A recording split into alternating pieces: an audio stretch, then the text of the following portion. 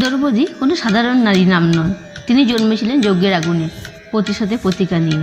দ্রৌপদী এক নারী, যার শ্বাসে ছিল বিদ্রোহের ছায়া। যখন তাকে সবাই টেনে আনা হয় এবং অপমানিত করা হয়েছিল, তখন তিনি কাঁদেননি, বরং লড়াইয়ের শপথ নিয়েছিলেন। তার সেই অপমান শুধু এক নারীর অপমান ছিল না, ছিল গোটা মানব সভ্যতার অপমান। তিনি সেই মুহূর্তে স্থির করেছিলেন, এই ন্যায়ের অভাব, এই নীরব সমাজের প্রতিক্রিয়াহীনতা, সব কিছুই জবাব আসবে যুদ্ধের ময়দানে। তিনি ছিলেন না কেবল একজন রানী বা স্ত্রী, তিনি হয়ে উঠেছিলেন প্রতিবাদের প্রতীক, যার নীরবতা একদিন যুদ্ধের সূচনা করেছিল আজকের কর্মজীবনে। যখন অন্যায়, বঞ্চনা বা অসম্মান আসে, তখন দ্রৌপদী শেখায় চুপ করে থাকা নয়, সঠিক সময়ে মাথা তুলে দাঁড়ানোই সত্যিকারের সমাজের কল্যাণ।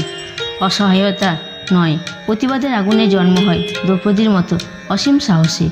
তাই আসুন আর সবাই মিলে ভালোবেসে আমার সঙ্গে বলুন জয় শ্রীকৃষ্ণ। ভালো লাগলে একটা কমেন্ট করে জানাবেন। আপনার প্রতিক্রিয়া আমাদের অনুপ্রেরণা দেয়। আর এমন আরও হৃদয় ছুঁয়ে যাওয়া কন্টেন্ট পেতে ফলো করতে ভুলবেন না।